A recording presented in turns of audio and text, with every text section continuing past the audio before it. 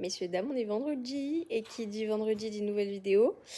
Et pas des moindres, puisque peut-être que vous ne connaissez pas ce décor, étant donné qu'on est chez moi, ça y est. J'ai enfin emménagé dans mon appart, je vous en ai absolument pas parlé, tout simplement parce que, comme vous avez pu écouter dans ma vidéo de la semaine dernière, je finissais la vidéo en concluant sur le fait qu'on n'avait qu'une vie, qu'il fallait en profiter, et je me suis rendu compte que je fais énormément ça dans ma vie, et que ces derniers mois, j'ai tellement kiffé avec vous que j'ai pris 0 moment pour m'arrêter et profiter de mon temps. Donc j'ai vraiment pris le temps, depuis l'épisode de la semaine dernière, d'organiser mon emménagement, parce qu'il faut savoir que je suis une putain de maniaque, que j'aime bien que les choses soient carrées, comme je veux, etc. Je suis très très chiante. Donc du coup, j'ai pris le temps de faire les choses comme je voulais. J'ai pris le temps de me faire plaisir, c'est-à-dire que moi, ça fait des années vraiment, que je kiffe le bricolage et que je prends pas assez le temps pour faire ça. Donc là, je me suis acheté du matos de compète, je suis refaite et on va pouvoir commencer cet épisode en beauté pour parler de mon post-bac. Alors là, vraiment, épisode très sympa parce qu'on rentre dans ma vie adulte et on rentre un peu dans mon univers pas très commun, pas du tout commun même, parce que aujourd'hui, quand je regarde vraiment les personnes de mon âge et que je me compare à elles, je me dis que ma vie n'a rien à voir avec le schéma, entre guillemets, qui nous est un petit peu imposé, mais le schéma qui nous est, comment dire, montré. C'est-à-dire que le chemin, c'est plus faire des études, avoir un diplôme, trouver un travail en lien ou non avec ce diplôme et espérer décrocher un CDI pour le reste de ses jours. Voilà. C'est clair qu'en fait, moi, j'ai décroché les études. C'est-à-dire que, comme je vous ai expliqué, quand je suis rentrée en études sup, donc je suis allée en DCG, c'est un diplôme de comptabilité et de gestion.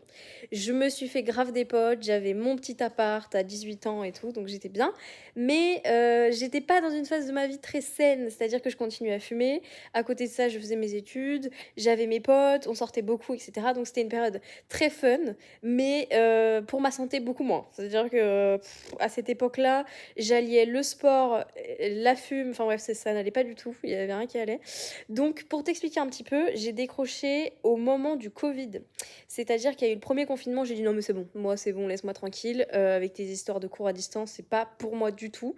Du coup, ce qui s'est passé, c'est que tout mon confinement, j'étais dans mon petit appart de 30 mètres carrés, tranquille, et là, je me suis recentrée sur moi-même. Là, je me suis dit non mais en fait, ça va pas du tout, tu n'es pas en phase avec toi-même, tu fais des études alors que tu sais même pas si tu veux vraiment faire ça, parce que devenir comptable ou expert comptable, je me disais mais les gens doivent se faire chier toute la journée dans leurs chiffres, dans leur bureau. En fait, c'est pas ça que je veux, tu vois. Donc j'ai décroché et j'ai pas passé les examens de fin d'année. Enfin, pour te dire, j'ai vraiment pas fait une année complète là-bas. Donc c'était vraiment une phase incroyable parce que j'étais dans une résidence étudiante. Donc pendant le confinement, si tu veux, c'était une ambiance merveilleuse. Enfin, vraiment, le confinement pour moi, ça a pas été du tout dur. Au contraire, c'était une période de renaissance où j'ai pris le temps pour moi. J'ai rencontré des nouvelles personnes dans ma résidence. Et du coup, je me suis dit: «Les études, c'est bon, j'arrête, ça sert à rien de faire des études pour faire des études. Si je suis pas sûre que ce que je veux faire, ça va me plaire pour la suite, j'arrête», tu vois? Donc j'ai arrêté et là, je suis partie en restauration. Alors, mon expérience sur la restauration, elle a duré un petit moment parce que j'ai quand même gravi énormément d'échelons. C'est-à-dire que je suis passée de la simple serveuse à clairement bras droit de l'entreprise. Donc je gérais tout, que ça soit les commandes, le suivi des clients, la gestion des stocks, voilà, l'entretien général de l'entreprise, etc. Enfin bref, c'est devenu très rapidement une grosse partie de ma vie. Et ça a été un peu à double tranchant. C'est-à-dire que j'ai beaucoup aimé la restauration parce que ça m'a apporté une expérience professionnelle de dingue. Et en même temps, je me suis auto-dégoûtée de la restauration parce que je suis ce genre de personne qui, quand elle s'investit dans un truc, en fait trop. Mais trop, vraiment trop, tu vois. Je faisais à la fin, donc c'était pas que à ma demande, hein, mais pour subvenir aux besoins de l'entreprise, je faisais à la fin 70 heures par semaine.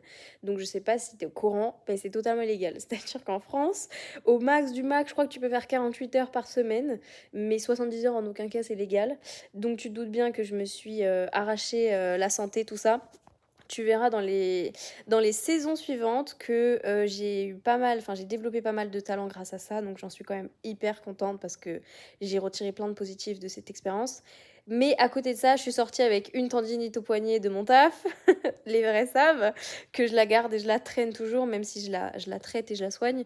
Mais du coup, en fait, la restauration, tout ce que j'ai à te dire sur ce milieu-là, pour la faire courte, hein, c'est que j'ai arrêté mes études pour bosser, mais clairement la restauration c'est trop dur. C'est vraiment un milieu où moi je vois, je bossais avec des gens qui étaient beaucoup plus âgés, qui avaient 30, 40, 50 ans parfois, et qui avaient bossé toute leur vie dans la restauration. Mais messieurs, dames, respect. Genre vraiment si t'es dans la restauration et que tu y es depuis longtemps, mais respect à toi. La restauration c'est tellement dur, c'est tellement hard. Voilà, pour te parler de mon expérience perso, je connais pas tellement. Peut-être que c'est dans tous les commerces comme ça, tu vois. Mais le monde de la restauration, c'est un autre univers. Et sincèrement, j'ai fini par partir par fatigue et par épuisement. Genre vraiment, j'en pouvais plus. Donc, j'ai quitté mes études, j'ai fait ça. J'ai pris un max d'expérience parce que, comme je te dis, j'avais plein de responsabilités là-bas. Donc, après, je pouvais trouver du travail comme ça dans la restauration, mais j'avais pas envie de faire ça. Parce que la restauration, je te dis, pour moi, c'était trop dur. Du coup, après, je me suis réorientée dans un truc qui avait rien à voir. J'ai commencé la photo. Et en fait, un petit peu à cette même période de vie, j'ai rencontré quelqu'un qui a changé ma life. Voilà, je pense que je vais garder le suspense jusqu'au prochain épisode. Parce qu'en fait, la semaine dernière, j'ai fait un épisode très très long.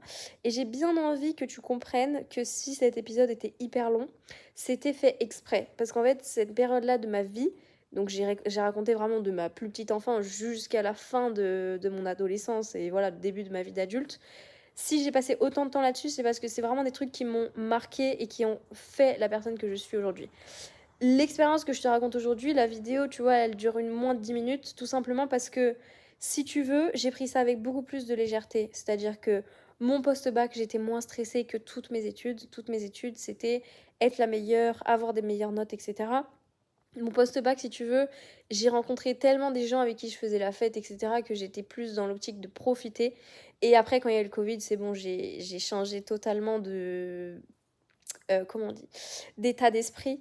Et du coup, bah, je me suis dit, One Life, j'ai pas envie de faire ça en fait, les gars. Je vous laisse tranquille dans vos études.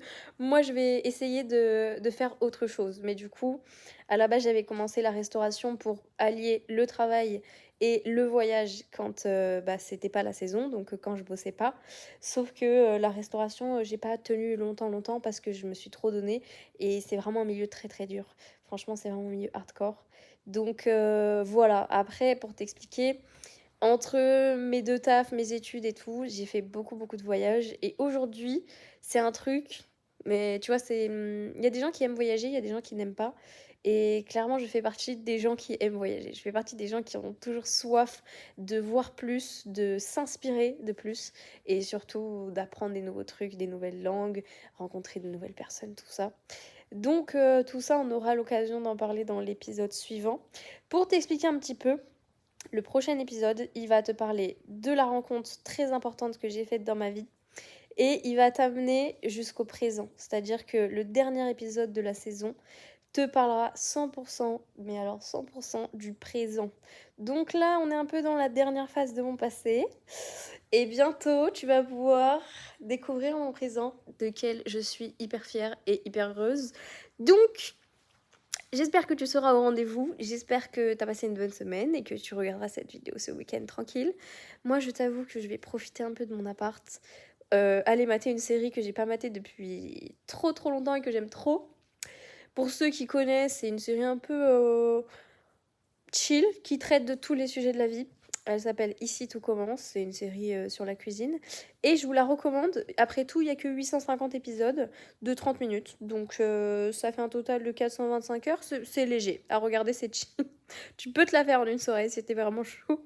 En tout cas, en dehors du fait que tu captes que je suis de bonne humeur, que j'ai repris mon énergie, tout ça, merci d'avoir regardé cette vidéo du fond du cœur. Et puis on se dit peut-être à la semaine prochaine, qui sait.